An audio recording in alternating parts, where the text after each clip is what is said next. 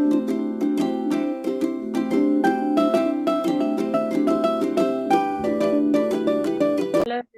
Welcome to Biorekha classes. मैं हूँ रिचा श्रीवास्तव। आपका घटना चक्र का मैंने कुछ टॉपिक कवर किया हुआ था। आज मैं आपका जो नेक्स्ट चैप्टर है वो एक्सप्लेन करने जा रही हूँ। तो चलिए स्टार्ट करते हैं।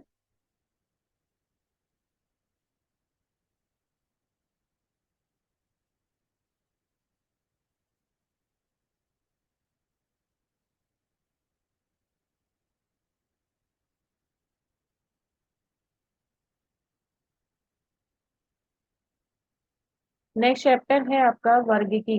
वर्गीकी मतलब होता है क्लासिफिकेशन। तो क्लासिफिकेशन की बात की जाए तो ऑर्गेनिज्म को कई क्लासेस में डिवाइड किया गया है उनके कैरेक्टर्स के बेसिस पर।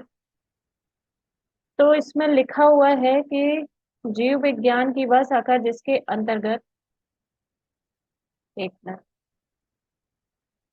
जीव विज्ञान की वह शाखा जिसके अंतर्गत जीव जंतुओं को उनकी समानताओं और असमानताओं के आधार पर छोटे बड़े समूह में बांटा जाता है, वर्गीकरण विज्ञान या वर्गीकी टैक्सोनॉमी कहते हैं। तो अगर हम प्लांट्स को डिवाइड करते हैं या एनिमल्स को डिवाइड करते हैं उनके कैरेक्टर्स के बेसिस पर, उनमें जो डिफरेंसेस पाए जाते हैं उसके बेसिस पर, तो वो क्लासिफिकेशन क्या कहलाता है? टैक्सोनॉमी कहलाता है। सबसे पहले जो क्लासिफिकेशन दिया गया था वो जो दिया गया था वो पहला क्लासिफिकेशन था बाइनोमियल नोमेनक्लेचर। मतलब ऑर्गेनिज्म को केवल दो पार्ट में ही डिवाइड किया गया। बाइनोमियल मतलब बाई का मतलब होता है दो, नोमियल मतलब नोमेन नोमेनक्लेचर, या उन्हें अलग अलग नामों से डिवाइड करना। तो इस तरीके से बाइनोमियल नोमेनक्लेचर उसे बोलते हैं। और ये दिया किसने था? सबसे पहले लीनियस ने दिया था। किसने? Carolus Linnaeus. लीनियस। तो सबसे पहले जो बाइनोमियल नोमेनक्लेचर था वो किसके द्वारा दिया गया? कैरोलस लीनियस के द्वारा। उन्हें आधुनिक या फादर ऑफ मॉडर्न टैक्सोनॉमी कहते हैं। आधुनिक वर्गीकरण का पिता कहा जाता है, फादर ऑफ मॉडर्न टैक्सोनॉमी। ठीक है। सबसे पहले जो क्लासिफिकेशन के बारे में बताया था वो अरिस्टोटल ने बताया था। ठीक है। तो उन्हें फादर ऑफ बायोलॉजी कहते हैं, मतलब बायोलॉजी के बारे में ही अरिस्टोटल ने बताया था। लेकिन फादर ऑफ मॉडर्न टैक्सोनॉमी किसने बताया? किसे बोलते हैं? लीनियस को बोलते हैं। ठीक है। तो बाइनोमियल नोमेनक्लेचर किसने दिया? लीनियस ने दिया। और उन्हें फादर ऑफ मॉडर्न टैक्सोनॉमी बोला जाता है। फिर उसके बाद जीवों के वर्गीकरण के संबंध में विभिन्न वैज्ञानिकों ने अपने मत दिए, किंतु वर्तमान में विटकर के फाइव किंगडम सिस्टम को मान्यता दी गई है। उसके बाद बाइनोमियल नोमेनक्लेचर के बाद किसका क्लासिफिकेशन आया? Five kingdom system of classification. Five kingdom system of classification आया, जो कि किसने दिया था? विटकर ने दिया था। ठीक है। विटकर ने कब दिया था ये? 1969 में दिया था। फिर उसके बाद जीवों के पांचों जगत के बारे में, मतलब ये फाइव किंगडम सिस्टम जो दिया गया था, इसमें पहला सिस्टम कौन सा था? पहला किंगडम कौन सा था? मोनेरा था। दूसरा कौन सा था? प्रोटिस्टा था। तीसरा कौन सा था? फंजाई था। चौथा था प्लांट। और पांचवा क्या था? एनिमल था। ठीक है। तो इस तरीके से five kingdom of system of classification Whittaker ने दिया। कब दिया? 1969 में। और बाइनोमियल नोमेनक्लेचर किसने दिया? कैरोलस लीनियस ने दिया था। ठीक है। और लीनियस को ही फादर ऑफ मॉडर्न टैक्सोनॉमी भी बोला जाता है। अब बात आती है पांचों किंगडम की। तो पांचों किंगडम में सबसे पहला जो किंगडम है वो है क्या? मोनेरा। तो मोनेरा के बारे में अब हम जानते हैं कि मोनेरा होता क्या है। ठीक है। तो मोनेरा जगत के अंतर्गत एक कोशिकीय प्रोकैरियोटिक जीवों को रखा गया है। प्रोकैरियोट्स का मतलब क्या हुआ? कि ऐसे ऑर्गेनिज्म जो कि जिनमें जो न्यूक्लियस होता है बहुत प्रिमिटिव होता है, मतलब न्यूक्लियस चारों तरफ से न्यूक्लियर मेम्ब्रेन के थ्रू कवर्ड नहीं होता है। ठीक है। तो न्यूक्लियस बहुत प्रिमिटिव होता था इनमें। और ये कैसे होता था? यूनिसेलुलर, एक कोश की है। मतलब इनका जो सेल, इनकी जो बॉडी थी वो किससे बनी हुई थी? एक सेल से बनी थी। इनमें कौन कौन किसे किसे रखा गया है? माइकोप्लाज्मा है, जीवाणु है, बैक्टीरिया, फिर है साइनोबैक्टीरिया। साइनोबैक्टीरिया मैंने आपको बताया था ब्लू ग्रीन एल्गी होते हैं। इन सबको सबसे पहले अर्थ पर कौन आया था? ब्लू ग्रीन एल्गी ही आए थे। ठीक है। तो ब्लू ग्रीन एल्गी को ही क्या बोला जाता है? साइनोबैक्टीरिया के नाम से जाना जाता है। ठीक है, इस तरीके से जो मोनेरा है उसमें कौन कौन से उनके कैरेक्टर्स क्या हैं। सबसे पहला तो ये यूनिसेलुलर होते हैं, दूसरा क्या होते हैं, ये प्रोकैरियोट्स होते हैं।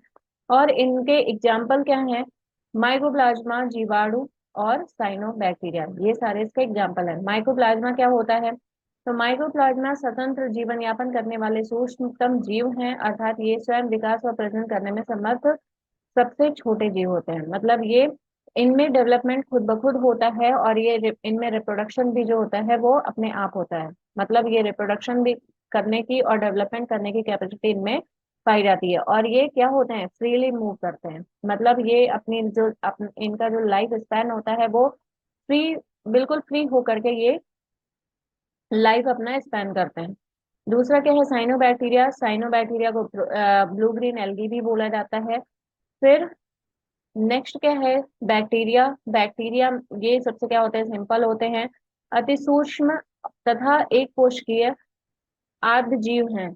एक कोशिकीय मतलब यूनिसेलुलर होते हैं और बहुत माइन्यूट होते हैं। मतलब इन्हें हम नेकेड आई से नहीं देख सकते। हमारे इन्वायरमेंट में बहुत सारे बैक्टीरिया प्रेजेंट होते हैं, लेकिन ये हमें हमारे नेकेड आई से दिखाई नहीं देते, जिसमें से ये बेनिफिशियल भी होते हैं और हार्मफुल भी होते हैं।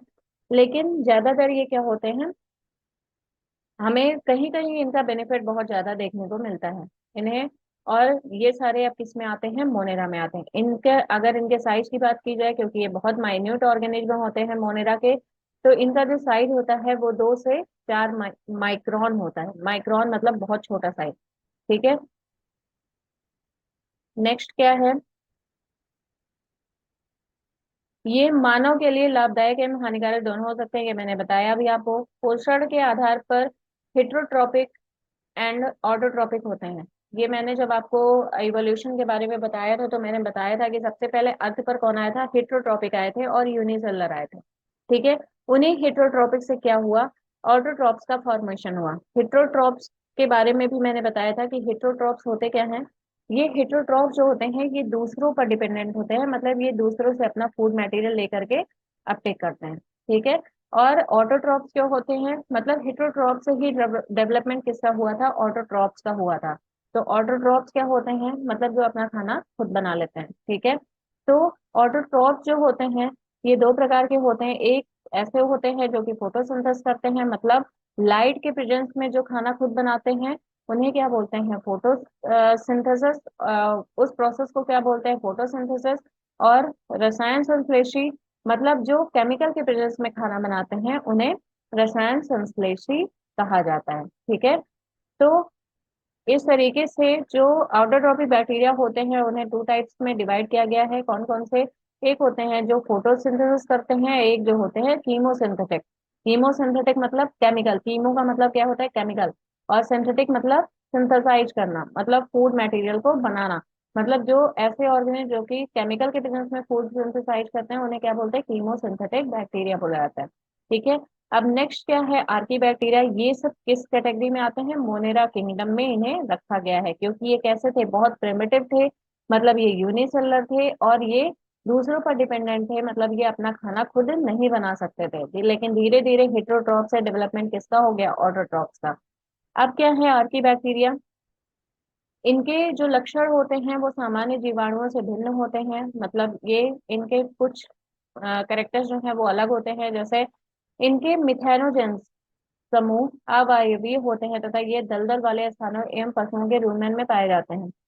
र्यूमेन, जब आप काऊ या बुफेलो इन सबको देखेंगे तो उनमें डबल डाइजेशन की कैपेसिटी होती है। मतलब वो उनका मुंह कॉन्टिन्यू आप देखे होंगे चलता ही रहता है, क्योंकि वो पहले एक बार डाइजेशन उनमें होता है, फिर वो डाइजेशन जो डाइजेस्टिव मटेरियल होता है वो कहाँ जाता है, उनके स्टमक में जाता है। स्टमक में उनके र्यूमेन एक ऑर्गन प्रेजेंट होता है। उस र्यूमन में ये बैक्टीरिया पाए जाते हैं, मिथेनोजेन बैक्टीरिया, जो कि उस फूड मटेरियल को अगेन मीथेन में कन्वर्ट करने का काम करते हैं। ठीक है, वापस से वो फूड मटेरियल कहाँ आता है, उनके मुंह में वापस आता है, और फिर वापस वो जब चबा लेते हैं उसे तो वापस से उनके ह्यूमन में जाता है और वो डाइजेस्ट होता है। इस तरीके से इनमें डबल डाइजेशन होता है। मतलब एक बार वो कोई भी फूड अपटेक करते हैं, उस फूड को अपटेक करने के बाद वो कहाँ लेते हैं, अपने स्टमक में ले जाते हैं, लेकिन वहां पर क्योंकि कंप्लीट डाइजेशन नहीं होता, इसलिए वापस वो फूड कहाँ आता है, उनके माउथ में आता है। और माउथ में आने के बाद फिर से वो स्टमक में जाता है, और फिर वो जो स्टमक में जाने के बाद किस में कन्वर्ट होता है, मीथेन में। तो ऐसे बैक्टीरिया, ये ऐसे बैक्टीरिया जो कि मीथेन फूड मटेरियल को डाइजेस्ट करने के बाद उसे मीथेन में कन्वर्ट करने का काम करते हैं, उन्हें क्या बोलते हैं, मिथेनोजेन बोला जाता है। ठीक है, तो ये मिथेनोजेंस हो गए। फिर इनका उपयोग मीथेन के प्रोडक्शन में होता है, ये मैंने बता दिया आपको। फलीदार पादपों की जड़ों में मौजूद नोड्यूल्स में राइजोबियम सिम्बियोसिस प्रदर्शित करते हैं। जैसे जो फलीदार का मतलब हुआ कि जो दलहली वाले जो पौधे होते हैं, मतलब जिनसे हमें दाल मिलती है, जैसे अरहर हो गया या फिर मटर हो गया, ये सारे जो दलहन वाले जो अनाज होते हैं, उनमें क्या होता है, उनके गांठों में, मतलब उनकी रूट में गांठ पाई जाती है, और उस गांठ में क्या प्रेजेंट होता है, राइजोबियम बैक्टीरिया। ठीक है, राइजोम, राइजोम रूट का एक फॉर्म होता है, और वही राइजोम से राइजोबियम बना हुआ है। ठीक है, तो राइजोबियम बैक्टीरिया जो है वो क्या करते हैं, सिम्बियोसिस के प्रोसेस करते हैं। सिम्बियोसिस सहजीविता का मतलब होता है कि जब दोनों एक दूसरे पर जब दो ऑर्गेनिज्म एक दूसरे पर डिपेंडेंट हों, और वो क्या करें, उनसे एक दूसरे को बेनिफिट दें। ठीक है, जैसे राइजोबियम बैक्टीरिया जो होता है वो नाइट्रोजन फिक्सेशन करने का काम करता है, और जो कि प्लांट के लिए बहुत यूजफुल माना जाता है। और राइजोबियम को साथ में इससे क्या फायदा होता है, वो उनके रूट से क्या करता है, फूड मटेरियल को अपटेक करता है। इस तरीके से राइजोबियम बैक्टीरिया को भी फायदा हुआ, और न्यूड्यूल वाले प्लांट्स को भी फायदा हो गया। ठीक है, तो ये प्रोसेस क्या कहलाता है, सिम्बियोसिस, मतलब जिसमें दोनों ऑर्गेनिज्म को क्या हो, बेनिफिट मिले। ठीक है, तो इस तरीके से जो राइजोबियम बैक्टीरिया होते हैं वो नोड्यूल में प्रेजेंट रहते हैं, किस प्लांट के नोड्यूल में, दलहनी वाले पौधों में। तो ये हो गया क्या, सिंपल सा। अगर आपको कभी पूछ ले कि इसमें आता क्या है, मोनेरा में, तो मोनेरा में आता है क्या, सिर्फ बैक्टीरिया आते हैं। और इसके अलावा और कौन आता है, आर्की बैक्टीरिया, जो कि जिनके कैरेक्टर्स क्या होते हैं, बैक्टीरिया से कुछ डिफरेंट होते हैं। ठीक है, और इनमें इनके कैरेक्टर्स की बात की जाए तो ये यूनिसेलुलर होते हैं, साथ में हेटरोट्रॉपिक भी होते हैं। और हेटरोट्रॉप से डेवलपमेंट बाद में किसका हो गया था, ऑटोट्रॉप्स का। ठीक है, नेक्स्ट किंगडम क्या है, प्रोटिस्टा। प्रोटिस्टा जगत के अंतर्गत एक कोष के यूकैरियोटिक जीवों को रखा गया है। इसमें अधिकांश शैवाल तथा संघ प्रोटोजोआ के जीव शामिल हैं। ठीक है, प्रोटिस्टा में किसको रखा गया है, अब देखिए यहाँ पर क्या हुआ, एक कोश के तथा यूकैरियोटिक, एक कोशिकीय तथा यूकैरियोटिक, मतलब पहले क्या थे, यूनिसेलर थे। यूनिसेलर, फिर बाद में अभी जब मोनेरा से प्रोटिस्टा में हम आएंगे तो अभी भी इसमें क्या है, यूनिसेलर ही आ रहे हैं। ठीक है, लेकिन प्रोकैरियोट से अब डेवलपमेंट किसका हो गया है, यूकैरियोट्स का। मतलब क्या हुआ कि मोनेरा से जब प्रोटिस्टा में ऑर्गेनिज्म का डेवलपमेंट हुआ, तो उस समय यूनिसेलर तो आए ही, यूनिसेलर साथ में ही मतलब यूनिसेलर का डेवलपमेंट नहीं हो पाया, लेकिन प्रोकैरियोट से डेवलपमेंट किसका हो गया, यूकैरियोट्स का। तो इनके कैरेक्टर्स में क्या बोलेंगे कि ये ऑर्गेनिज्म कैसे होते हैं, यूनिसेलुलर होते हैं, और साथ में ये यूकैरियोटिक नेचर के होते हैं। ठीक है, इसमें अधिकांश शैवाल तथा संघ प्रोटोजोआ के जीव शामिल हैं। अब इसमें अभी तक उसमें क्या थे, फंजाई थे, बैक्टीरिया थे। ठीक है, इसमें अब क्या आ गए, एल्गी आ गए। ठीक है, शैवाल, शैवाल का मतलब होता है एल्गी। ठीक है, और संघ प्रोटोजोआ मतलब प्रोटोजोन्स को भी इसमें रखा गया है। अब आइए कैरेक्टर्स देखते हैं एल्गी के क्या हैं। तो एल्गी जो होते हैं वो कैसे होते हैं, क्लोरोफिलस नेचर के होते हैं। क्लोरोफिलस मतलब उनमें क्लोरोफिल प्रेजेंट होता है, जो कि क्या करता है, फूड मटेरियल को सिंथेसाइज करता है, और क्या करता है, इन्हें ग्रीन कलर प्रोवाइड करने का काम करता है। मतलब एल्गी हैं तो उनमें वो कैसे होंगे, क्लोरोफिलस हैं, तो उनमें अगर क्लोरोफिल प्रेजेंट है तो मतलब कि उनमें कौन सी प्रोसेस होगी, फोटोसिंथेसिस की प्रोसेस होगी। ठीक है, और ये कैसे होते हैं, संवहन ऊतक हैलोफाइट्स रहित होते हैं, मतलब इनमें वैस्कुलर बंडल नहीं प्रेजेंट होते। वैस्कुलर बंडल का मतलब क्या होता है, जिनमें जाइलम और फ्लोएम, मतलब प्लांट्स में, जैसे हमारी बॉडी क्या होती है, हम खाना खाते हैं तो हमारी बॉडी में उसका वो खाना हम हाथ से ही खाते हैं, और फिर वो हमारे स्टमक से होते हुए क्या होता है, स्टमक में पहुंचता है। मतलब हमारे डाइजेस्टिव सिस्टम से होते हुए वो स्टमक में पहुंचता है, और क्या होता है वहां पर, उसका डाइजेशन होता है। ठीक है। इसी तरीके से जो प्लांट्स होते हैं उनमें क्या प्रेजेंट होता है, जाइलम और फ्लोएम। ठीक है। जाइलम और फ्लोएम के थ्रू उनमें फूड मटेरियल और वाटर क्या होता है, प्लांट के रूट से अपटेक किया जाता है। वाटर को प्लांट के रूट से अपटेक किया जाता है। और जो फूड मटेरियल सिंथेसाइज होता है वो कहाँ सिंथेसाइज होता है, प्लांट्स के लीव्स में, क्योंकि लीव्स में क्या प्रेजेंट होता है, क्लोरोफिल। और क्लोरोफिल के प्रेजेंस में प्लांट क्या करते हैं, फोटोसिंथेसिस की प्रोसेस करते हैं। ठीक है। तो फोटोसिंथेसिस की जो प्रोसेस होती है उसके थ्रू प्लांट्स में क्या होता है कि वो जो फूड बन रहा है प्लांट की लीफ में, वो प्लांट के अपवर्ड और डाउनवर्ड मूवमेंट के थ्रू क्या किया जाता है, पूरे बॉडी पार्ट्स में फूड मटेरियल जो सिंथेसाइज हुआ है उसे पहुंचा दिया जाता है। लेकिन जो प्लांट में वाटर जो अपटेक किया जाता है वो कहाँ से किया जाता है, प्लांट के रूट्स के थ्रू। ठीक है। तो ये जो वाटर का मूवमेंट होगा वो कहाँ होगा, ओनली अपवर्ड डायरेक्शन में। ठीक है। क्योंकि रूट से प्लांट में वाटर रूट से ही अपटेक किया जा रहा है, तो वो कहाँ पहुंचेगा, प्लांट के टिप रीजन तक पहुंचेगा, जिससे कि प्लांट को आसानी से वाटर मिल सके और वो क्या कर सके, फोटोसिंथेसिस की प्रोसेस कर सके, मतलब अपना खाना बना सके। तो जिनमें ये जाइलम और फ्लोएम प्रेजेंट होंगे उन्हें वैस्कुलर प्लांट्स कहते हैं। मतलब जाइलम और फ्लोएम को हम ज्वाइंटली क्या बोलते हैं, वैस्कुलर बंडल बोलते हैं। ठीक है। तो जिनमें वैस्कुलर प्लांट्स, जैसे हमारी बॉडी में वैस्कुलर सिस्टम प्रेजेंट होता है, और हमारी बॉडी में वैस्कुलर सिस्टम क्या है, जो हमारा ब्लड सर्कुलेशन है वही क्या कहलाता है, वैस्कुलर सिस्टम कहलाता है। ठीक है। सेम उसी तरीके से प्लांट में जो जाइलम और जैसे हमारी वेन्स होती हैं वो आर्टिकल्स और वेन्स होती हैं, वो क्या करती हैं, हमारी बॉडी में ब्लड को पंप करने का काम करती है। सेम उसी तरीके से प्लांट्स में जो बंडल्स होते हैं यानी कि जाइलम और फ्लोएम होते हैं, वो क्या करते हैं, आर्टिकल और वेन का ही काम करते हैं। और ये क्या करते हैं, प्लांट्स में फूड मटेरियल और वाटर को पहुंचाने का काम करते हैं। तो जिनमें ये वैस्कुलर बंडल प्रेजेंट होंगे उन्हें क्या बोला जाएगा, वैस्कुलर प्लांट्स। और जिनमें ये नहीं होते हैं उन्हें क्या बोलते हैं, नॉन वैस्कुलर। तो इस तरीके से ये बोला जाता है कि प्रोटिस्टा जो होते हैं उनमें वैस्कुलर बंडल absent होता है। ठीक है। इनमें वास्तविक जड़, तना और पत्तियों का अभाव होता है। वैस्कुलर बंडल नहीं होगा तो जाहिर सी बात है इनमें जड़, तना और पत्तियां भी नहीं पाई जाएंगी, क्योंकि अगर ये पाई जाती तो वैस्कुलर बंडल भी प्रेजेंट होता। ये प्रकाश संश्लेषण की क्रिया द्वारा भोजन का फॉर्मेशन करते हैं, और ये ऑटोट्रॉपिक होते हैं। ये मैंने पहले ही बता दिया कि एल्गी जो है वो, क्योंकि उनमें क्लोरोफिल होता है तो ये अपना खाना खुद बनाते हैं। ठीक है। तो पहला करेक्टर क्या हुआ कि ये यूनिसेलुलर यूकैरियोट्स होते हैं, मतलब प्रोकैरियोट्स से अब डेवलपमेंट किसका हो गया, यूकैरियोट्स का।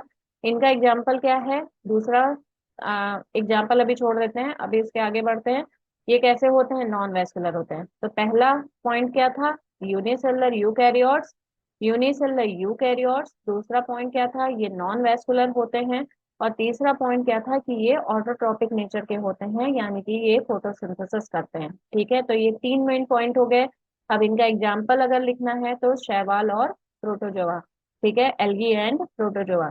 शैवालों में उपस्थित पिगमेंट्स के आधार पर इन्हें तीन वर्गों में डिवाइड किया गया है।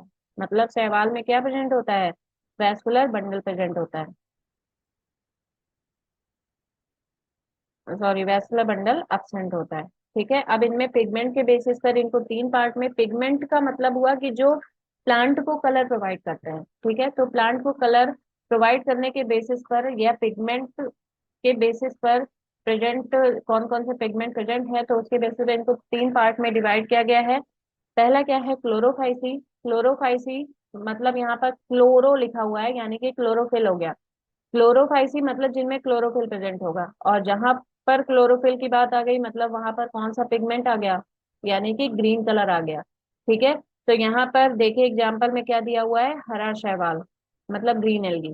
ठीक है। क्योंकि इनमें क्या प्रेजेंट होता है, क्लोरोफिल पिगमेंट प्रेजेंट होता है।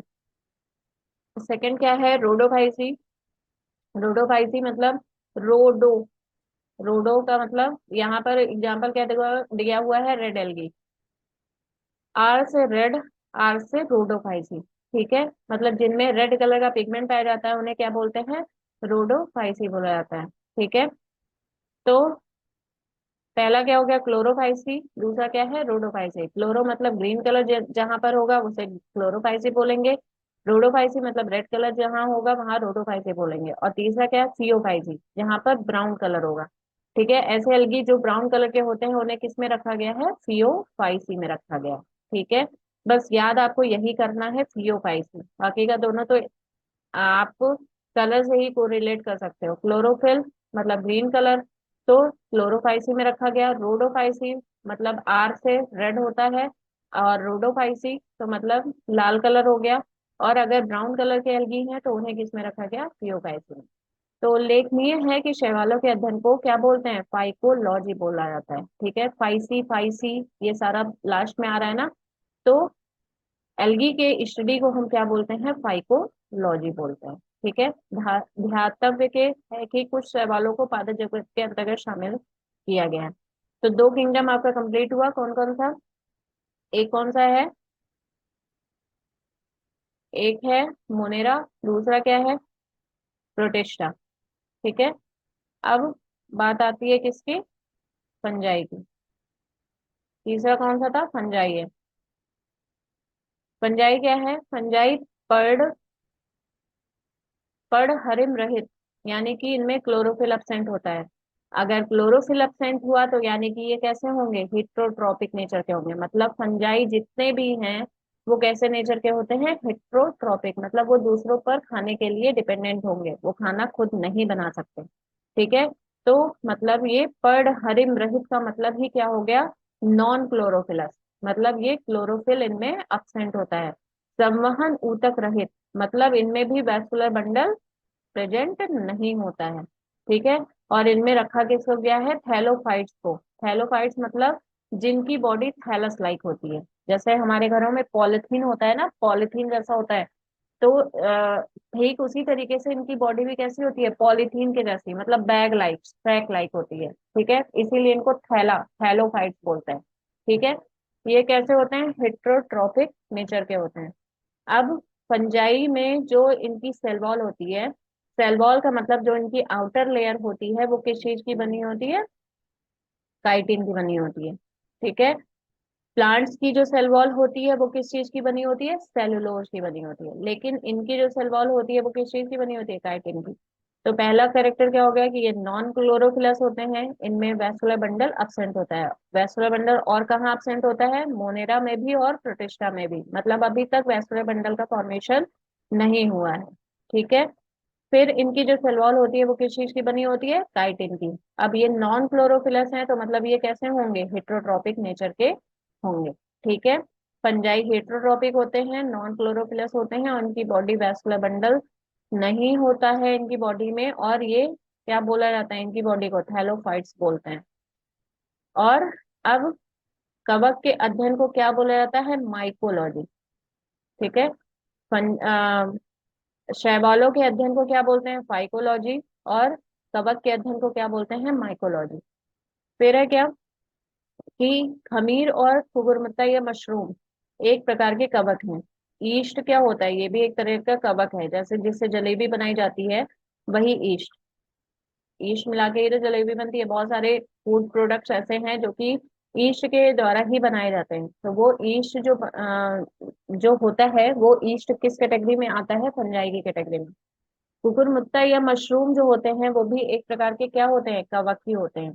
ठीक है, कुकुरमुत्ता या मशरूम मतलब जो हम मशरूम खाते हैं, मशरूम की सब्जी या चिली मशरूम या ऐसे बहुत सारे प्रोडक्ट्स बनते हैं मशरूम के, फूड प्रोडक्ट्स जो कि किसमें आते हैं, उसमें फंजाई में आते हैं। ठीक है, फिर खमीर या एस्कोमाइसिटीज, फुल का, जबकि मशरूम बेसिडियोमाइसिटीज। अब ये क्या है, जो फंजाई होते हैं उनको अलग अलग क्लासेस में डिवाइड किया गया है। ठीक है, पहला कौन सा क्लास है, पहला जो ईस्ट जिसमें आता है उसको क्या बोलते हैं, एस्कोमाइसिटीज।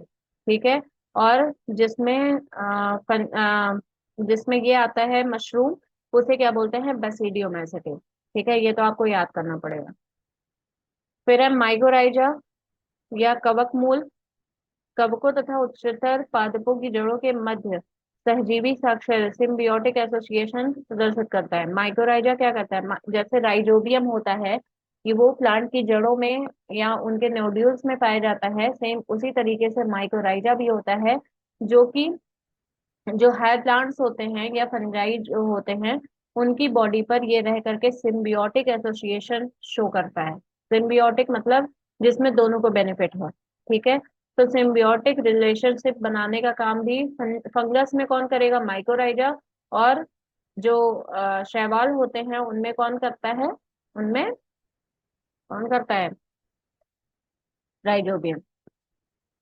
लाइकेन मिश्रित जीव हैं जो कवक एवं शैवालों के साहचर्य से बनते हैं। ये क्वेश्चन बहुत इंपॉर्टेंट है आपका, ये लाइन, कि लाइकेन किसके किसके बीच की कनेक्टिंग लिंक है। तो या लाइकेन किससे किसके किसके सिम्बियोटिक रिलेशनशिप से बनता है? तो लाइकेन जो है वो कवक एवं शैवाल मतलब फंगस और शैवाल के म्यूचुअल रिलेशनशिप से बनता है। अब इसमें शैवाल का क्या फंक्शन होगा? शैवाल जो है ये क्या करेगा? ये फूड मटेरियल सिंथेसाइज करने का काम करेगा, और फंगस क्या करेगा? इनमें रिप्रोडक्शन करेगा। ठीक है, तो इसमें अगर ये लाइकेन जो है ये दो चीजों से मिलकर के बना हुआ है, कवक एवं शैवाल से, तो इसमें कवक का फंक्शन क्या हो गया कि ये क्या करता है? रिप्रोडक्शन करता है। और शैवाल जो है ये क्या करता है? ये फोटोसिंथेसिस करता है, यानी कि फूड मटेरियल सिंथेसाइज करता है। ठीक है, अब ये भी आपका ये किंगडम भी खत्म हो गया। नेक्स्ट किंगडम कौन सा है? नेक्स्ट है प्लांटी। पहला किंगडम कौन सा था? मोनेरा। दूसरा था प्रोटिस्टा। तीसरा था फंजाई। चौथा है क्या? प्लांटी। इसके अंतर्गत सभी बहुकोशिकीय। अब देखिए, अभी तक यूनिसेलुलर की बात हो रही थी, लेकिन यहाँ पर क्या हो गया? मल्टी सेलुलर की बात हो गई। ठीक है, प्लांटी है, प्लांट्स हैं, यानी कि उनमें फोटोसिंथेसिस होगा। तो दूसरा करेक्टर ये हो गया। ये प्रोडक्टिव नेचर के होते हैं, यानी कि उत्पादक होते हैं, मतलब ये प्रोडक्शन करने का काम करते हैं। जाहिर सी बात है, अगर फोटोसिंथेसिस हो रहा है तो यानी कि इनमें क्या होगा? प्रोडक्शन होगा। ठीक है, और साथ में ये अगर फोटोसिंथेसिस खुद कर रहे हैं तो यानी कि अपना खाना खुद बना रहे हैं, तो ये कैसे हो गए? श्वापौष्टीय हो गए। मतलब ये फूड मटेरियल खुद सिंथेसाइज करने की वजह से ऑटोट्रॉपिक नेचर के होते हैं। अब प्रोड्यूसर की बात आती है। प्रोड्यूसर क्या होते हैं? स्वजीवी होते हैं, जो कि अपना भोजन स्वयं बनाते हैं। ठीक है, हरे पौधे प्रकाश संश्लेषण के द्वारा भोजन का निर्माण करते हैं, ये सब आपको पता है। इन्हें उत्पादक कहते हैं, मतलब प्रोड्यूसर्स। प्रोड्यूसर्स से प्लांट होते हैं। ठीक है, प्लांट होंगे, ज्यादा से ज्यादा एल्गी होंगे, बाकी और कोई अर्थ पर ऐसा नहीं है जो कि प्रोड्यूसर का काम करे। ठीक है, तो खाना, क्योंकि हम भी क्या है? प्लांट के ऊपर डिपेंडेंट है, यानी कि हम अपना खाना खुद हाथ से बनाते तो हैं, लेकिन वो जो मटेरियल हम कुक कर रहे हैं वो मटेरियल हमें मिल कहाँ से रहा है? प्लांट से मिल रहा है। ठीक है, तो यानी कि प्रोड्यूसर कौन हो गया? प्लांट्स हो गए। घटपर्डी या नेपेंथीज का पौधा प्रकाश संश्लेषण की क्रिया द्वारा अपना भोजन बनाने में सक्षम होता है। घटपर्डी या नेपेंथीज, यह इंपॉर्टेंट पॉइंट है, इसे ध्यान से पढ़ लेना। प्रकाश संश्लेषण की क्रिया द्वारा अपना भोजन बनाने में सक्षम होते हैं। ये कीटभक्षी पौधे होते हैं। ठीक है, इंसेक्टिवोरस मतलब ऐसे प्लांट जो कि इंसेक्ट को खाते हैं, उन्हें क्या बोला जाता है? कीटभक्षी बोला जाता है। ठीक है, और उसका एग्जाम्पल क्या है? घटपर्डी या नेपेंथीज। यह प्रायः ऐसी मृदा में उगते हैं जहां नाइट्रोजन की कमी होती है। ठीक है, अब ये इनके कैरेक्टर्स दिए हुए हैं कि ये ऐसी जगहों पर प्रेजेंट होते हैं जहां पर नाइट्रोजन क्या होता है? नहीं, या कम होता है। ठीक है, नाइट्रोजन की कमी को पूरा करने के लिए कीटों का अपना आहार बनाते हैं। ठीक है, ये तो कॉमन सी चीज हो गई कि अगर नाइट्रोजन नहीं है तो जाहिर सी बात है वो नाइट्रोजन कहीं से तो लेने की कोशिश करेंगे, और वो नाइट्रोजन उन्हें कहाँ से मिलता है? इंसेक्ट से मिलता है। ठीक है, नेक्स्ट क्या है? कंज्यूमर्स। हम लोग क्या है? हम लोग कंज्यूमर हैं।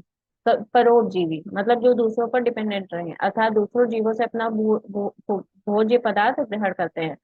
तृणभक्षी या शाकाहारी हर्बीवोरस या प्राइमरी कंज्यूमर होते हैं। फिर प्राइमरी कंज्यूमर को कौन खाता है? सेकेंडरी कंज्यूमर, यानी कि प्राइमरी कंज्यूमर से जो फूड मटेरियल को अपटेक कर रहे हैं उन्हें क्या बोलेंगे? Secondary consumer. ये एक तरीके का क्या हो रहा है? फूड चेन बन रहा है। मतलब प्रोड्यूसर पर डिपेंडेंट कौन होगा? कंज्यूमर। कंज्यूमर को भी कई कैटेगरी में डिवाइड किया गया है। पहला कौन सा है? प्राइमरी कंज्यूमर, जो कि किसको खाते हैं? प्रोड्यूसर्स को, जो कि ज्यादातर क्या होते हैं? हर्बीवोरस होते हैं। ठीक है, हर्बीवोरस को कौन खाता है? कार्निवोरस। ठीक है, जो जानवरों को मार करके खाते हैं, मतलब जैसे शेर हो गया। या ह्यूमन ओमनिवोरस है, क्योंकि वो हर्बीवोरस भी होता है और कार्निवोरस भी होता है। तो ह्यूमन को किस में रखा गया है? सॉरी, ओमनिवोरस में। ओमनी मतलब बीच का, जो मांस भी खाए और जो ग्रीन वेजिटेबल्स भी खाए, ठीक है, तो उसे किस में रखा गया? ओमनिवोरस में। और कार्निवोरस मतलब जो सिर्फ मांस पर डिपेंडेंट होते हैं, जो दूसरों को मार करके खाते हैं, उन्हें क्या बोलते हैं? सेकेंडरी कंज्यूमर, या उन्हें कार्निवोरस बोलते हैं, ठीक है। नेक्स्ट क्या है? डिकम्पोजर्स। डिकम्पोजर्स मतलब मृतोपजीवी, जो कि अपना भोज्य पदार्थ मृत जीवों से लेते हैं, ठीक है। मृतोपजीवी नाम से ही पता चल रहा है, मृत जीवों से अपना, मृत जीवों पर वो डिपेंडेंट होंगे। मृतोपजीवी मतलब मृत जीवों पर डिपेंडेंट होंगे, ठीक है। नेक्स्ट क्या है? मरुस्थलीय या मरुद्भिद पौधों के अंतर्गत। मरुस्थलीय मतलब ऐसे प्लांट जो डेजर्ट एरिया में रहते हैं, ठीक है। उसके अंतर्गत कौन कौन आता है? कैक्टस आता है, कैलोट्रोपिस मतलब मदार हो गया, ठीक है। मदार तो नॉर्मली लोग जानते ही हैं, मदार क्या होता है। ब्रायोफिलम, ठीक है, ये भी आता है। एलोए या घीक्वार, एलोए इत्यादि, ये सब पौधे किस में आते हैं? जो शुष्क वातावरण के प्रति अनुकूलित होते हैं, मतलब जो ड्राई प्लेसेस पे प्रेजेंट होते हैं, उन्हें क्या बोलते हैं? मरुद्भिद पौधे। इसका एग्जाम्पल क्या है? कैक्टस है, कैलोट्रोपिस है, ब्रायोफिलम है और एलोए है। मरुद्भिद पौधों की जड़ें प्रायः कैसी होती है? लंबी होती हैं, ठीक है, ताकि ये जमीन में बहुत अंदर तक जा करके ये प्लांट वाटर को क्या करे? अपटेक कर सके। जबकि इनके तने जो है वो छोटे होते हैं, ताकि इन्हें पानी बहुत ज्यादा हाइट तक ना पहुंचाना पड़े और बहुत पानी खर्चा भी ना हो इनका, ठीक है। और कभी कभी तने इनके कैसे हो जाते हैं? रूपांतरित हो जाते हैं, ठीक है। वो अगर पानी बहुत कम है तो तने किस में कन्वर्ट हो जाएंगे? ये कांटों में भी कन्वर्ट हो सकते हैं, या और भी किसी पार्ट में कन्वर्ट हो जाते हैं, ठीक है। कभी कभी ये भूमिगत होते हैं, मतलब अर्थ से ही अटैच होते हैं। इनकी बाह्य त्वचा मोटी, मोटी क्यों होती है इनकी बाह्य त्वचा? जिससे कि वाटर लॉस बहुत कम हो, क्योंकि ट्रांसपेरेशन के थ्रू क्या होता है? प्लांट्स में वाटर का लॉस होता है, ठीक है। एक्सेस वाटर जो होता है वो रिमूव कर दिया जाता है। तो उसी तरीके से अगर इनमें एक्सेस वाटर, मतलब इनके बॉडी में जो वाटर मॉलिक्यूल्स हैं, वाटर जो प्रेजेंट है, अगर वो रिलीज कर दिया जाएगा तो क्या हो जाएगा? इनमें पानी की कमी हो जाएगी, और पानी वैसे भी डेजर्ट एरिया में बहुत कम होता है।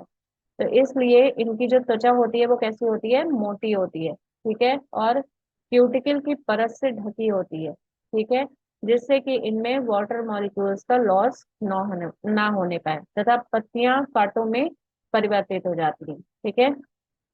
इनके इनके कुछ भाग जल संचय हेतु फ्लैशी हो जाते हैं, अधिक मांसल या फ्लैशी हो जाते हैं, जैसे कि वाटर मॉलिक्यूल इनके बॉडी में काफी दिनों तक पानी जो है वो कलेक्ट होकर के रह सके। प्रिएटोफाइट्स मरुस्थल में पाए जाने वाले पौधे हैं, जिनकी जड़ें प्रायः 25 से 30 मीटर तक लंबी होती है। ये बहुत इंपॉर्टेंट पॉइंट है आपका, इसे याद रखिएगा। फेटोफाइट्स मरुस्थल में पाए जाने वाले पौधे होते हैं, जिनकी जड़ें प्रायः 25 से 30 मीटर तक लंबी होकर भूमिगत जल सतह तक पहुंच जाती है, ठीक है। नेक्स्ट क्या है? हाइड्रोफाइट्स या जलोदृत पौधे। ऐसे पौधे, हाइड्रो, हाइड्रो का मतलब क्या होता है? पानी में रहने वाले, ठीक है। हाइड्रो का पानी, हाइड्रो का मतलब ही होता है पानी। तो हाइड्रोफाइट्स मतलब ऐसे पौधे जो कि पानी में रहते हैं। इनमें बड़े बड़े अंतरा कोशीय स्थान पाए जाते हैं, जिससे कि वाटर आसानी से इनमें फिल हो सके, जो सॉरी एयर आसानी से इनमें फिल हो सके, जो वायु से भरे होते हैं तथा पौधे के तैरने में सहायक होते हैं, ठीक है। इनमें एयर क्यों फिल्ड होती है? ताकि ये आसानी से पानी में फ्लोट कर सके। नेक्स्ट क्या है? हेलोफाइट्स। हाइड्रोफाइट्स मतलब जो पानी में रहते हैं। हेलोफाइट्स, हेलो का मतलब क्या होता है? कि जो लवण युक्त जल में रहते हैं, मतलब जिस पानी में क्या पाया जाता है? नमक ज्यादा होता है, वहां पर जो पौधे ग्रो करते हैं उन्हें क्या बोलते हैं? हेलोफाइट्स बोला जाता है, ठीक है। और ये हेलोफाइट्स, इपीफाइट्स वे पौधे, ये हेलोफाइट जो है ये ज्यादातर जो बहुत नमकीन पानी होता है ना, जैसे सी वाटर जो होता है, वहां पर ज्यादातर ये प्लांट्स प्रेजेंट होते हैं। नेक्स्ट क्या है? एपीफाइट्स वे पौधे हैं जो दूसरे जीवित पौधों पर यांत्रिक अवलंब के लिए लगे रहते हैं, न कि पोषण हेतु। उदाहरण ऑर्किड, ठीक है। तो ये एपीफाइट्स होते हैं। जीवन चक्र की दृष्टि से पौधे का सबसे महत्वपूर्ण भाग पुष्प है। यह पौधे के प्रजनन में सहायक होता है। ठीक है। अदरक प्रकंद का, आलू स्तंभ कंद का, लहसुन सल्क कंद का, सूरन या जिमी कंद घन कंद का उदाहरण है। ठीक है, ये बहुत इंपॉर्टेंट पॉइंट है, इससे क्वेश्चंस बहुत आते हैं कि अदरक का किस चीज का एग्जाम्पल है। तो ये याद रखिएगा, अदरक प्रकंद का, आलू स्तंभ कंद का, लहसुन सल्क कंद का, सूरन तथा जिमी कंद घन कंद का एग्जाम्पल है। ये बहुत इंपॉर्टेंट पॉइंट है ये। शकरकंद कन्वालुलेसी कुल का पौधा है। शकरकंद किस फैमिली का है? कन्वालुलेसी फैमिली का है। इसका खाने योग्य भाग रूपांतरित जड़ है। ठीक है। गन्ना, आलू एवं अदरक तने के रूपांतरण है, अर्थात इनका संग्रह अंग तना है। ठीक है, गन्ना, आलू तथा अदरक ये सब क्या है? एक तरीके का तना है। शलजम, गाजर तथा शकरकंद ये क्या है? ये एक तरीके की रूट है। ये बहुत कंफ्यूज करता है, क्वेश्चन पूछता है कि गाजर तना है या जड़ है। तो ये याद रखिएगा, शलजम, गाजर एवं शकरकंद ये सब क्या है? जड़ है, अर्थात इनका संग्रह अंग क्या है? जड़ है। मतलब इनमें जो फूड मटेरियल स्टोर होता है वो कहाँ पर स्टोर होता है? इनकी जड़ों में। ठीक है। नेक्स्ट क्या है?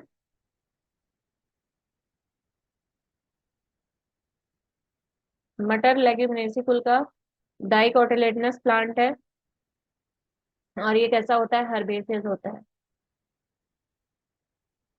तथा एक वर्षीय पौधा है ये।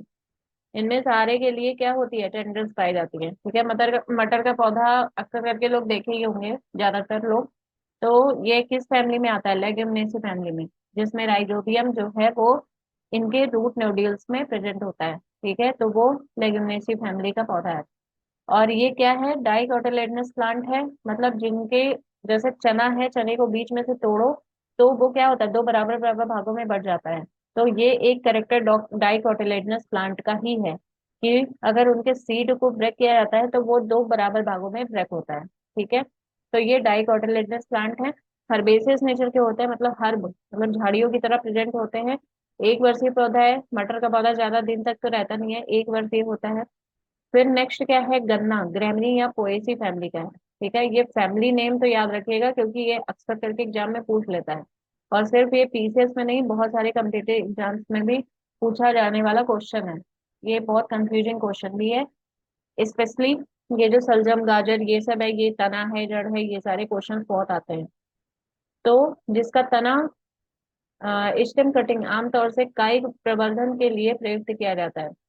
इसका तना ठोस एवं संधिबद्ध होता है, जिसमें नोड्स तथा इंटरनोड्स पाए जाते हैं। ठीक है, तो गन्ने का जब आप गन्ना उठा के देखो तो उसमें क्या होते हैं? जगह जगह पर नोड, मतलब एक पार्ट ऐसा होता है जहां पर जो गांठ प्रेजेंट होती है तो उसको क्या बोलते हैं? नोड बोलते हैं। और बीच का एरिया जहां पर कोई गांठ नहीं होती, मतलब दो गांठ के बीच का एरिया जो होता है उसे क्या बोलते हैं? इंटरनोड बोला जाता है। तो गन्ना किस फैमिली का है? गन्ना ग्रैमनी या पोएसी फैमिली का है, और इसमें नोड और इंटरनोड क्या होते हैं? प्रेजेंट होते हैं। ठीक है। नेक्स्ट क्या है? क्लोव, लौंग, ये किस फैमिली का? Myrtaceae family. ठीक है। गन्ना किस फैमिली का है? Gramineae family. मटर किस फैमिली का है? Leguminosae family. ठीक है, और क्लोव किस फैमिली का है? Myrtaceae family. ये भी याद रखिएगा। साइजीजियम एरोमेटिकम या यूजीनिया कैलियोफाइलेटा नामक मध्यम कद वाले सदाबहार वृक्ष की सूखी हुई पुष्प कलिका से प्राप्त किया जाता है। ठीक है, एक छोटी सी कली है। मतलब लौंग का कौन सा पार्ट खाया जाता है? तो वो कली, कली वाला जो रीजन होता है, बड वाला जो रीजन होता है वही खाया जाता है। ठीक है, तो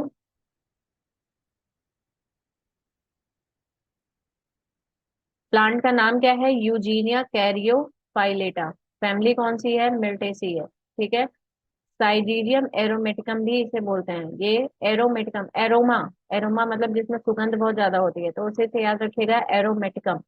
ठीक है, तो लौंग में क्योंकि महक बहुत तेज होती है तो इसीलिए इसका याद रखिएगा। स्पीसीज नेम याद रखिएगा तो आपको वैसे भी पता चल जाएगा, ऑप्शन देके। एरोमेटिकम है।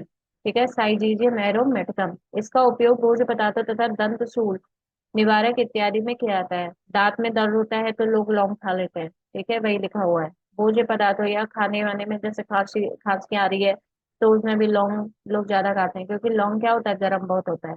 इसका जन्म स्थान इंडोनेशिया माना जाता है। ठीक है, ये भी याद रखिएगा। कहाँ है, कहाँ से ये आया? लौंग इंडोनेशिया से, तथा इसका उपयोग समस्त विश्व में होता है। ठीक है। फिर केसर के बारे में है, तो लौंग किस फैमिली का है? मिल्टेसी फैमिली का। गन्ना किस फैमिली का है? ग्रेमनी फैमिली का। केसर एक मसाला है जिसे इरिडेसी कुल के क्रोकस सेटाइवस नामक पौधों के पुष्प की स्टाइल तथा स्टिग्मा से प्राप्त किया जाता है। अब केसर जो है वो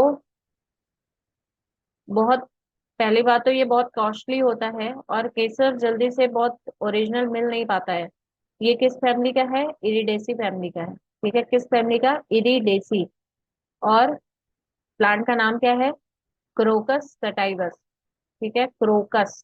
केसर से केसर क्रोकस, ये याद रखिएगा, केसर क्रोकस सटाइवस। ये, इसका कौन सा पार्ट खाया जाता है, कहाँ से ये निकाला जाता है? तो ये फ्लावर का जो पार्ट होता है, फीमेल रिप्रोडक्टिव ऑर्गन, उसका जो पार्ट होता है, स्टिग्मा, स्टाइल और ओवरी, तो ये किससे निकाला जाता है? स्टाइल और स्टिग्मा से निकाला जाता है। ठीक है। इसका उपयोग औषधि तथा भोज्य पदार्थों को स्वादिष्ट तथा सुनहरा बनाने में किया जाता है, ये तो आपको पता ही है। केसर में सफनॉल एवं पिक्रोक्रोसीन नामक रसायन पाया जाता है, ये बहुत इंपॉर्टेंट पॉइंट है। केसर में क्या पाया जाता है? सेफ्रोनॉल और पिक्रोक्रोसीन नामक रसायन पाया जाता है। ठीक है। नेक्स्ट क्या है? भिंडी के पौधे का वास्तविक नाम क्या है? एब, एबेल मोस्कस एस्कुलेंटस। भिंडी एस्कुलेंटस, केवल एस्कुलेंटस याद रखना, लेकिन एस्कुलेंटस बहुत सारे स्पीसीज के नाम में आता है, तो इसलिए एबेल मोस्कस। भिंडी का नाम क्या है? एबेल मोस्कस, ये तो आपको याद ही करना पड़ेगा। एबेल मोस्कस एस्कुलेंटस, ये इसका नाम है। ठीक है। इसका फल कैप्सूल प्रकार का होता है। इसका फल कैसा होता है? कैप्सूल। केसर कहाँ से निकाला जाता है? फीमेल रिप्रोडक्टिव ऑर्गन के स्टाइल और स्टिग्मा से। ठीक है। भिंडी का पूरा पूरा पार्ट खाया जाता है, भिंडी तो नॉर्मल, सब जानते हैं कि भिंडी पूरी पूरी खाई जाती है। हल्दी के पौधे का खाने योग्य भाग कौन सा है? राइजोम है। ठीक है, ये एक तरीके की जड़ ही होती है, जो कि एक भूमिगत तने का जड़ का प्रकार है, लेकिन ये एक्चुअल में होता क्या है? तना होता है। ठीक है, भूमिगत रूपांतरित तने का प्रकार है। इसका वास्तविक नाम क्या है? कुरकुमा लौंगा। ठीक है, अब ये लौंगा से लौंग मत याद रखना, ये क्या है? लौंग, कुरकुमा। कुरकुमा मतलब हल्दी, कुरकुमा लौंगा। ठीक है, हल्दी का बॉटनिकल नेम क्या है? कुरकुमा लौंगा। और ये किस फैमिली का है? जिंजीबरेसी फैमिली का। ठीक है, जिंजीबरेसी। लौंग किस फैमिली का है? Myrtaceae family. ठीक है। एक चीज आप लोग नोटिस किए होंगे कि जहां भी फैमिली का नाम आया है वहां पर क्या लिखा हुआ है? AC, CEAE। ठीक है, तो फैमिली जब भी लिखी जाएगी तो उसके लास्ट में CEAE जरूर आता है। ठीक है, जैसे जिंजीबरेसी, मिर्टेसी, लेग्यूमिनेसी। ठीक है, ये सारी फैमिली के नेम है। तो फैमिली का नाम आप ऐसे ही याद रख सकते हैं कि ये किस कैटेगरी में आएगा? फैमिली में ही आएगा ये, अगर CEAE लास्ट में लिखा हुआ है। इसका उपयोग औषधि, मसाले तथा रंग कारक इत्यादि के रूप में होता है। ठीक है, ये बहुत ज्यादा औषधि के रूप में यूज किया जाता है, ये तो आपको पता ही है। अब नेक्स्ट क्या है?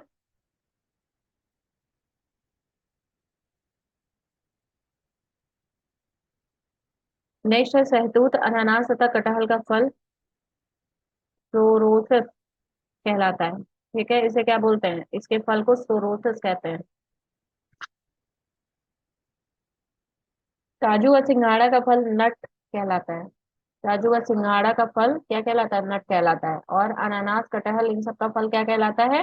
ये सोरोसस कहलाता है। सिंघाड़े का बीज, जबकि लीची का मांसल बीज लोज फ्लेशी एरिल खाया जाता है। ठीक है, लीची का क्या कहलाता है? फ्लैशी एरिल एरिया खाया जाता है। सेब और नाशपाती का फल पोम। ये भी बहुत इंपॉर्टेंट पॉइंट है कि सारे जो भी फ्रूट है, वेजिटेबल्स है, उनका कौन सा पार्ट, फ्रूट रीजन जो है वो उसे क्या बोलते हैं? तो सेब और नाशपाती का जो फल होता है उसे क्या बोलते हैं? पोम बोलते हैं। जबकि खीरा, खरबूजा व लौकी का फल क्या कहलाता है? पीपो कहलाता है। ठीक है, तो ये तो आपको याद करना पड़ेगा कि खीरा, खरबूजा व लौकी का फल क्या कहलाता है? पीपो कहलाता है। जब फल के निर्माण में ओवरी के अलावा कुछ अन्य भाग भी शामिल होते हैं, ऐसे फल को फॉल्स फ्रूट कहते हैं। मतलब जब फ्रूट का फॉर्मेशन केवल ओवरी से ना हो करके और भी फ्लावर के और भी पार्ट इसमें शामिल हो, तो उसे क्या बोलते हैं, फॉल्स फ्रूट बोलते हैं। जैसे एप्पल, कैश्यू नट मतलब काजू, नाशपाती, पियर, ये सब में क्या होता है, ये सब जो है ये फॉल्स फ्रूट में आते हैं। ये क्वेश्चन बहुत बार पूछा गया है कि फॉल्स फ्रूट में चार ऑप्शन आपको दिया रहेगा तो वो पूछ लेगा कि इनमें से फॉल्स फ्रूट कौन है। तो ये याद रखिएगा एग्जाम्पल इसका कि एप्पल है, काजू है, नाशपाती है, और भी बहुत सारे फ्रूट है जिन्हें फास्ट फ्रूट में रखा गया है। फास्ट फ्रूट होते क्या है, जब केवल फ्रूट का फॉर्मेशन केवल ओवरी से ना होकर के प्लांट के और भी पार्ट से होता है तो उसे क्या बोलते हैं, फास्ट फ्रूट बोलते हैं। घृत कुमारी या एलोवेरा एक औषधीय पौधा है। गन्ना तथा कपास नकदी फसलें हैं। एलोवेरा क्या है, औषधीय पौधा, ये सबको पता है। गन्ना तथा कपास, इनसे क्या होता है, ज्यादा से ज्यादा इनकम आती है, तो वो कैसे हो गए, इकोनॉमिक प्लांट्स हो गए ये, मतलब इन्हें नकदी फसलें भी कहते हैं। महुआ एक उष्णकटिबंधीय वृक्ष है जो भारत के मैदानी क्षेत्रों में पाया जाता है। इसके फल से तेल तथा इसके फूल से शराब बनाई जाती है। ठीक है, तो महुआ क्या हो गया, एक उष्णकटिबंधीय वृक्ष है। उष्णकटिबंधीय का मतलब क्या हुआ कि जहां पर आ, मतलब ऐसा एरिया जहां पर बारिश भी होती है और जहां पर प्रॉपर उसे धूप भी मिल जाती है प्लांट को, तो वो क्या होता है, उष्णकटिबंधीय वृक्ष है। जो भारत के मैदानी क्षेत्रों में, मतलब जो जैसे नॉर्थ एरिया जो है, नॉर्दर्न एरिया जो है, वहां पर क्या होता है, वो कैसा क्षेत्र है, मैदानी क्षेत्र है। जैसे ही उसके नीचे आएंगे तो कौन सा एरिया हो जाएगा, वो पठारी भाग हो जाएगा। तो इस तरीके से भारत के मैदानी क्षेत्रों में उष्णकटिबंधीय वृक्ष पाए जाते हैं, जैसे महुआ है इसका। इसके फल से तेल तथा इसके फूल से शराब बनाई जाती है। ठीक है, महुआ तो सबको पता है, इसकी महक भी बहुत अजीब सी होती है महुए की। फिर नेक्स्ट क्या है, कुनैन। कुनैन मलेरिया की बहुत जानी मानी दवा है ये। इसे, कुनैन को कहाँ से निकाला जाता है, सिंकोना से। ये तो बहुत बार क्वेश्चन ये पूछ चुका है कि कुनैन कहाँ से निकाला जाता है, किस प्लांट से इसे निकाला जाता है। तो ये सिंकोना प्लांट से निकाला जाता है। सिंकोना प्लांट के कौन से रीजन से, तो पौधे की छाल से निकाला जाता है। ठीक है, ये जरूर याद रखिएगा, ये क्वेश्चन बहुत बार पूछ चुका है। मलेरिया निदान हेतु और टीथर नामक औषधीय बीजीय पादप सीडेड प्लांट से तैयार की जाती है। एट्रेबिन, क्लोरोक्विन इत्यादि औषधियां भी मलेरिया निदान हेतु प्रयोग की जाती हैं। तो मलेरिया के लिए मेडिसिन और कौन कौन सी हैं, एट्रेबिन और क्लोरोक्विन। ठीक है, फिर नेक्स्ट क्या है, सन, पटसन तथा जूट के तनों की रेटिंग से रेशा प्राप्त किया जाता है। ये तो पता ही है आपको। हेम्प और सन, जूट, ये सब क्या है, रेशे प्रदान करने वाले पौधे हैं। जबकि कपास जो है, कॉटन को फलों से स्थित बीज के बीजावरण से लगी रेशों से प्राप्त किया जाता है।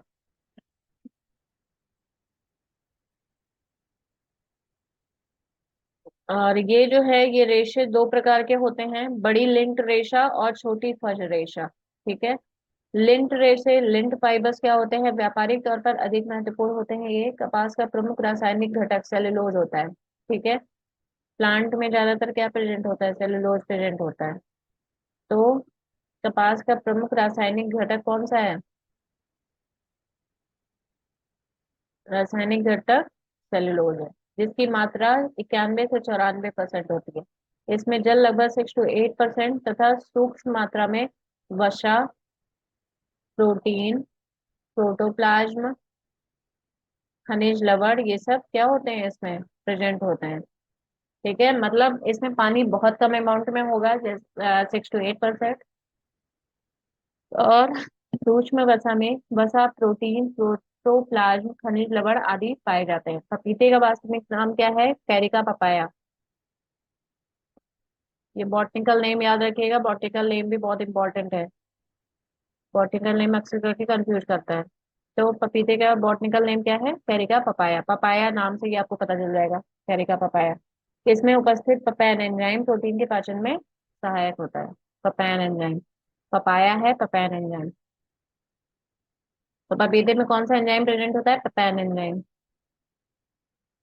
इस इसका पीला रंग इसमें उपस्थित कैरिका जैंथिन नामक पिगमेंट के कारण होता है। कौन सा पिगमेंट इसमें प्रेजेंट होता है, कैरिका जैंथिन पिगमेंट।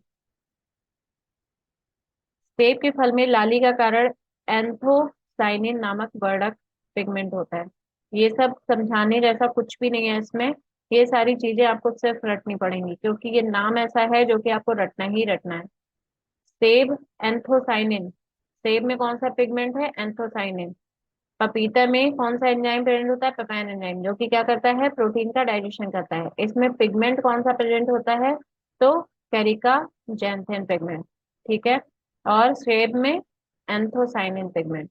लाल नारंगी रंग के वर्णक जैसे कैरोटीन गाजर में।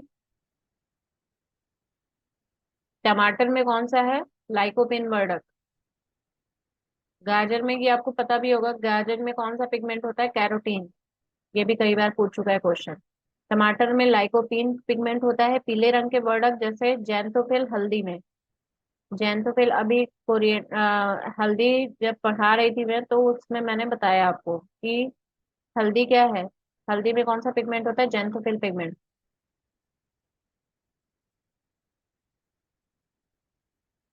चुकंदर में विटानिन पिगमेंट प्रेजेंट होता है। ठीक है। तो टमाटर में लाइकोपीन पिगमेंट, कैरोटीन पिगमेंट किसमें? गाजर में। हल्दी में कौन सा पिगमेंट है? जैंथोफिल पिगमेंट है। फिर अफीम के पौधे का वास्तविक नाम क्या है? पेपावर सोमनीफेरम। ठीक है। पेपावर सोमनीफेरम अफीम के पौधे का वास्तविक वानस्पतिक नेम कौन सा है? पेपावर सोमनीफेरम, बॉटनिकल नेम है इसका। इसे सामान्यतः ओपियम पापी कहते हैं। ठीक है। इससे नोस्कापीन, पेपावरीन, कोडीन, हीरोइन, ये ये सारी चीजें इससे पाई जाती हैं, जो कि ड्रग्स इसे बोलते हैं। मतलब ये क्या करते हैं? ये नशा करने वाली ड्रग्स होती हैं, जो कि क्या करती हैं? हमारे नर्वस सिस्टम को बहुत ज्यादा वीक कर देती है। मॉर्फिन पौधे के अपरिपक्व फलों से प्राप्त की जाती है। लहसुन तथा प्याज की अभिलाषित गंध का कारण उसमें उपस्थित सल्फर यौगिक है। ये नॉर्मल जब भी जैसे जो खाना बनाते होंगे घरों में, उनको भी उनके दिमाग में भी ये क्वेश्चन आता होगा कि आखिर ये महक आती कहाँ से है।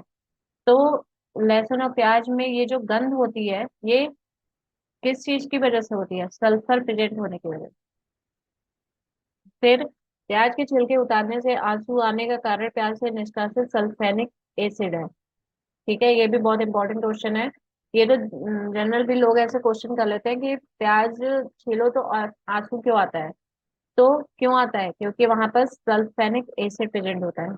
मिर्च का तीक्ष्ण या तीखा स्वाद उसमें उपस्थित कैप्साई कैप्साइसिन की वजह से होता है। ये तो बहुत इंपॉर्टेंट इंपॉर्टेंट पॉइंट है। मिर्च का तीखा होना किसकी वजह से? कैप्साइसिन की वजह से। और प्याज छीलने की वजह से जो आंसू निकलता है वो किसकी वजह से? सल्फेनिक एसिड की वजह से। और कैप्साइसिन का जो केमिकल फॉर्मूला है वो क्या है? C18H27NO3 है। ठीक है। C18H27NO3। लहसुन तथा प्याज में जो गंध आती है वो किसकी वजह से? सल्फर यौगिक की वजह से। ठीक है। वनस्पति विज्ञान में किसी एम्ब्रियोनिक शूट को कली या कलिका कहते हैं। या किसी पत्ती के एक्सेस एक्जेल पर या तने के अंतिम छोर पर उत्पन्न होती है।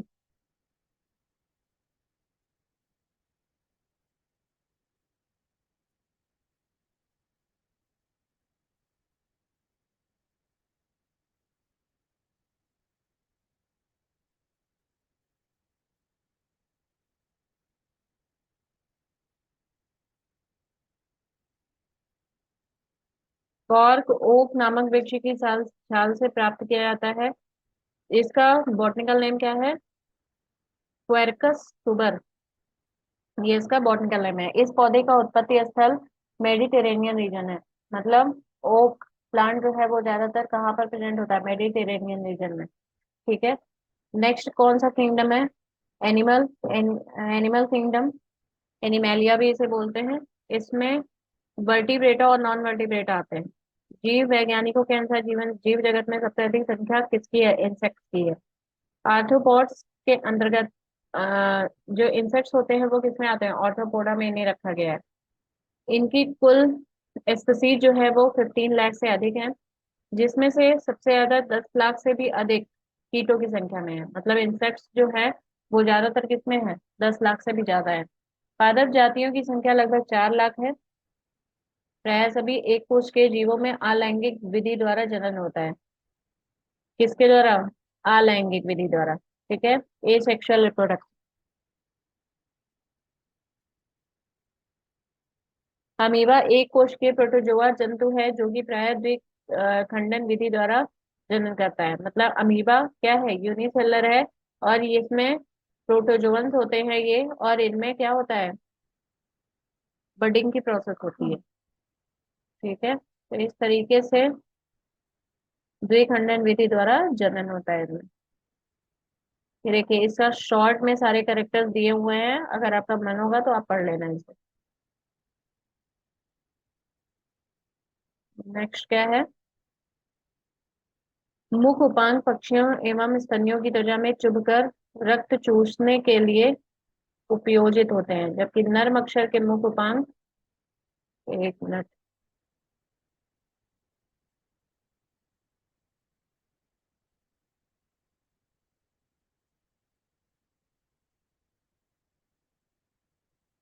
केकड़ा, मेलिक मेलिकोस्ट्रेका वर्ग, जबकि बरूथी, बिच्छू तथा मकड़ी एरेक्निडा वर्ग से संबंधित है। आर्थ्रोपोडा संघ के अकशेरुकी जंतु हैं ये। फिर टिक एंड माइट्स वास्तव में मकड़ी वंशी होते हैं, जो कि एरनी, ऑर्डर एरनी के अंतर्गत आते हैं। इनके उपांग संधियुक्त तथा शरीर बाइलैटरल ट्राई ट्रिप्लोब्लास्टिक होते हैं। बाइलैटरल का मतलब हुआ कि इनकी बॉडी लैटरली अगर कट की जाए तो दो भागों में डिवाइड हो जाती है। ठीक है, तो इन्हें बाइलैटरल बोलते हैं। ट्रिप्लोब्लास्टिक मतलब ट्रिप्लो, त्रिस्तरीय, मतलब इनकी बॉडी जो है वो तीन रीजन में डिवाइड होती है। तो इस तरीके से इन्हें क्या बोलते हैं? ट्रिप्लोब्लास्टिक बोला जाता है। मतलब ऐसे ऑर्गेनिज जिनकी बॉडी तीन स्तर में डिवाइड होती है उन्हें ट्रिप्लोब्लास्टिक बोलते हैं। और जब लैटरली इनको कट किया जाता है तो ये दो भागों में डिवाइड हो जाते हैं, इसलिए इनको क्या बोलते हैं? बाइलैटरल बोलते हैं। क्लास इंसेक्टा के अंतर्गत आने वाले जंतुओं में तीन जोड़ी पैर पाए जाते हैं। ठीक है, ये तो आपको पता ही है कि जो इंसेक्ट्स होते हैं उनमें कितने जोड़ी पैर होते हैं? तीन जोड़ी। जुगनू या खद्दोत कीटों का एक परिवार है। इसमें चमक ल्यूसीफरेज नामक एंजाइम के कारण होती है। ठीक है, ये बहुत इंपॉर्टेंट पॉइंट है। जुगनू में चमक किसकी वजह से होती है? ल्यूसीफरेज नामक एंजाइम की वजह से होती है। ठीक है, मादा मच्छर मच्छर के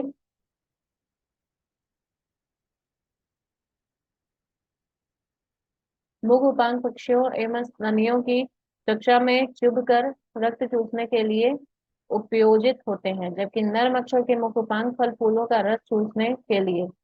ठीक है, कीटों में ट्रैकी द्वारा श्वसन हेतु वातक तंत्र या ट्रैकियल सिस्टम तथा मेलपिगियन ट्यूबल्स भी पाए जाते हैं। ठीक है, ये बहुत इंपॉर्टेंट कैरेक्टर है इसका, मेलपिगियन ट्यूबल्स का प्रेजेंट होना किसमें? इंसेक्ट्स में।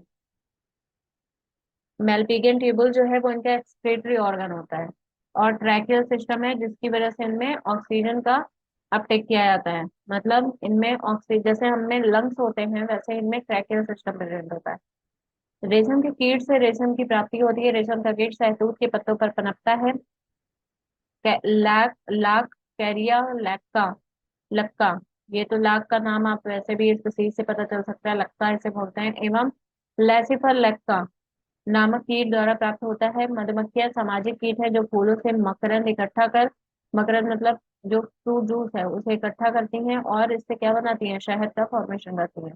मोती वस्तुतः मोलस्का संघ के, मोलस्का मतलब मोलस्का में और है, जैसे जैसे घोंघा होता है, घोंघा किसमें? पाइला, वो किसमें रखा गया है? मोलस्का में रखा गया है। तो मोलस्का संघ के जीव पिंक टैडा या पर्ल ऑयस्टर द्वारा प्राप्त किया जाता है। एकाइनोडर्म समुद्र में पाए जाने वाले पंचतई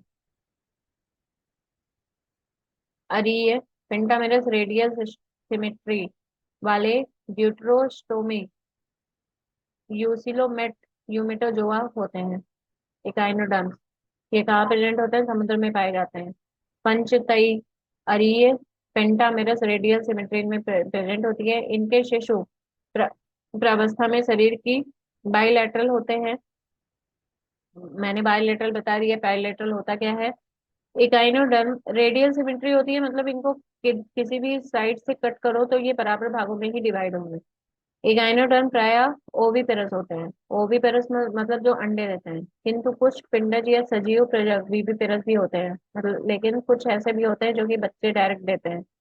ऑक्टोपस सिफेलोपोडा वर्ग का एक मृदुकवची मोलस्क जंतु है। ऑक्टोपस ये भी मोलस्का में ही आता है, जिसे डेविल फिश के नाम से भी जाना जाता है। ऑक्टोपस को इसके सिर पर 8 भुजाएं पाई जाती है, सबको पता है। विशाल आ, आ, विशाल स्क्विड्स तथा कोलोसल स्क्विड्स सबसे बड़े अकशेरुकी हैं।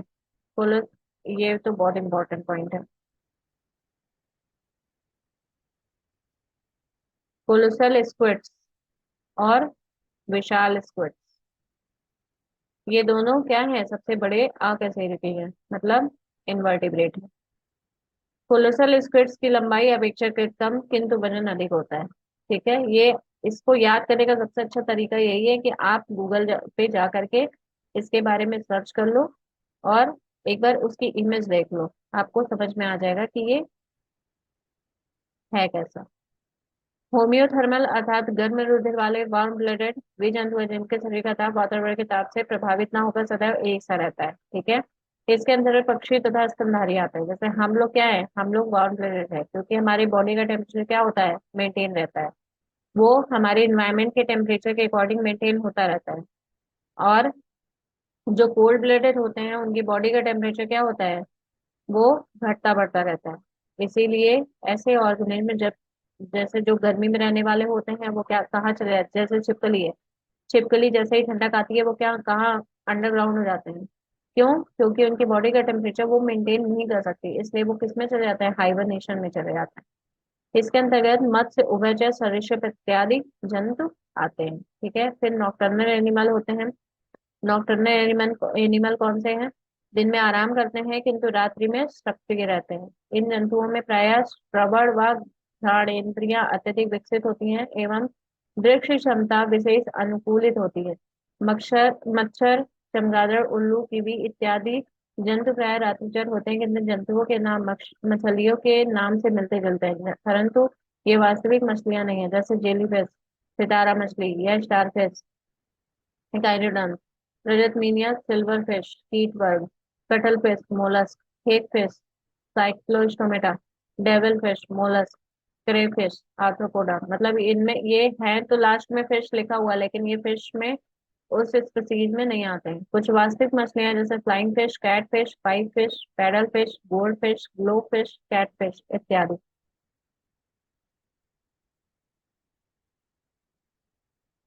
फिर डॉग फिश, इस कोलियोडॉन, कोलियोडॉन को कहते हैं, जो कि एक कार्टिलेजिनस फिश है। ठीक है, डॉग फिश बोलते हैं इसे। समुद्री घोड़ा या अश्वमीन हिप्पोकैम्पस को कहते हैं, जो कि एक वास्तविक स्थल मीन है। पता है, एक इम्पोर्टेंट पॉइंट है कि हिप्पोकैम्पस जो है, समुद्री घोड़ा जो है, वो एक बार में लगभग लाखों बच्चे देते हैं या लाखों अंडे देते हैं। ठीक है, अंडे या ये लाखों बच्चे पैदा करते हैं एक बार में। मछलियों में श्वसन के लिए गल पड़े गिल्स पाए जाते हैं, ये सबको पता है, जो कि पूर्णतः जल में घुली ऑक्सीजन को ही ग्रहण करने के लिए एडॉप्टेड होते हैं। सर्दियों के मौसम में झीलों तथा नदियों की केवल ऊपरी परत ही जमती है, जबकि नीचे की परत का जल अपने तरल रूप में ही विद्यमान होता है। इसलिए मछलियां तथा अन्य जलीय प्राणी जमी हुई झीलों व नदियों में भी जीवित रह सकते हैं। ठीक है, एम्फीबिया अर्थात उभयचर वर्ग के अंतर्गत ऐसे जंतु आते हैं जिनका शरीर जलीय एवं स्थलीय दोनों प्रकार के जीवन के लिए उपयोगी होता है। जैसे मेंढक, जो कि स्थल पे भी रहते हैं, मतलब जमीन पे भी रहते हैं और पानी में भी रहते हैं। नेक्स्ट क्या है, रेप्टिलिया वर्ग के अंतर्गत कछुआ कछुआ, मगरमच्छ, सर्प इत्यादि जंतुओं को शामिल किया गया है, मतलब जो रेंग करके चलते हैं। अधिकांश सर्प विषहीन होते हैं, जबकि कुछ प्रजातियां जैसे करैत, कोबरा, वाइपर आदि विषैले होते हैं। विषैले सर्पों में ऊपरी जबड़े की मैक्सिली हड्डियों के 1 से 3 जोड़ी बड़े व पीछे की ओर मुड़े विष दंत पॉइजन फैंग तालू से मुख ग्रासन गुहिका में उभरे होते हैं। ये मैक्सिलरी दंत ऊपरी जबड़े में ही स्थित विष ग्रंथियों से संबंध होते हैं। विष ग्रंथियां कशेरुकी प्राणियों की लार ग्रंथियों के समान होती हैं। चमगादड़ आकाश में उड़ने वाला एक रात्रिचर स्तनधारी प्राणी है जो पक्षी वर्ग में नहीं आता। कंगारू रैट बिना पानी पिए सबसे लंबी अवधि तक जीवित रह सकता है। उसमें यह अनुकूलता उसके उत्सर्जन तंत्र की विशेष संरचना व कार्यप्रणाली के कारण होती है। ठीक है, फिर ब्लू व्हेल है पृथ्वी पर। इसका बॉटनिकल नेम क्या है, इसका जूलॉजिकल नेम क्या है? बैलिनोप्टेरा मस्कुलस। पृथ्वी पर पाया जाने वाला सबसे बड़ा स्तनपायी जलीय जीव है, ये आपको पता होगा। इसकी लंबाई लगभग 33 मीटर तथा वजन 180 मीट्रिक टन से भी अधिक होता है। स्पर्म वेल विशालतम दांत वाली मांसाहारी वेल है। इसकी लंबाई अनुमानतः 50 से 55 फीट एवं वजन 35 से 45 टन होता है। सी लॉयन सील या फोका वालरस या डॉल्फिन भी जलीय स्तरीय हैं, स्तनधारी हैं, जिनमें डॉल्फिन सेटेसिया गण, जबकि अन्य तीनों कार्निवोरा गण के अंतर्गत आते हैं। डॉल्फिन अत्यंत ही बुद्धिमान जंतु है। गंगा नदी में पाई जाने वाली डॉल्फिन को राष्ट्रीय जलीय जीव घोषित किया गया है। समुद्री गाय सी काऊ, एक समुद्री गाय को आप एक बार गूगल सर्च कर लेना। एक विशाल शाकाहारी जलीय स्तनधारी जीव है। एकिडना एवं प्लेटिपस एकमात्र अंडे देने वाली ओविपेरस स्तनपायी जीव है। नील गाय भारत में पाई जाने वाली विशालतम मृत प्रजाति है। कपी प्राणी जगत में होमिनोएडिया महापरिवार की सदस्य जातियों को कहा जाता है। इनकी दो मुख्य प्रजातियां हैं, हीन कपी, ये छोटे प्रकार के कपी होते हैं जैसे गिबन, महाकपी।